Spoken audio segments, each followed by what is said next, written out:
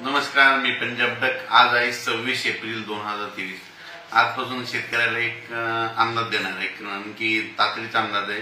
कारण की आज 26 एप्रिलला राज्यामध्ये सांगायचं झालं तर पाऊस येणार आहे। तो पाऊस मध्ये संभाजीनगर जिल्हा, त्याच्यानंतर जालना जिल्हा, त्याच्यानंतर नगर जिल्हा, त्याच्यानंतर लातूर जिल्हा, बीड जिल्हा, त्याच्यानंतर नांदेड जिल्ह्यात तुरळक ठिकाणी, त्याच्यानंतर हिंगोली, यवतमाळ, अकोला, वर्धा, नागपूर, भंडारा, गोंदिया, चंद्रपूर, अमरावती, बुलढाणा जिल्हा, तुरळक ठिकाणी आज मध्ये बऱ्याच ठिकाणी ह्या जिल्ह्यामध्ये अवकाळी पाऊस येणार आहे म्हणून अंदाज लक्षात द्या।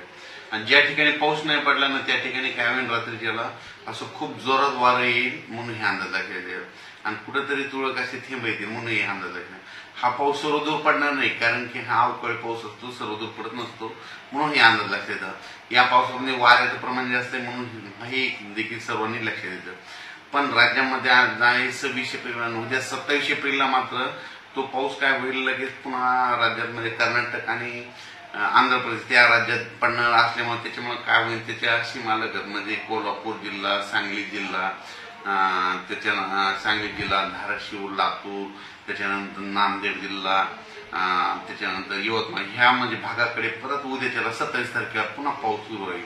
पण तो पाऊस म्हणजे जास्त सर्वदूर पडणार नाही, फक्त अवकाळी स्वरूपाचा असणार आहे म्हणून हा अंदाज लक्षात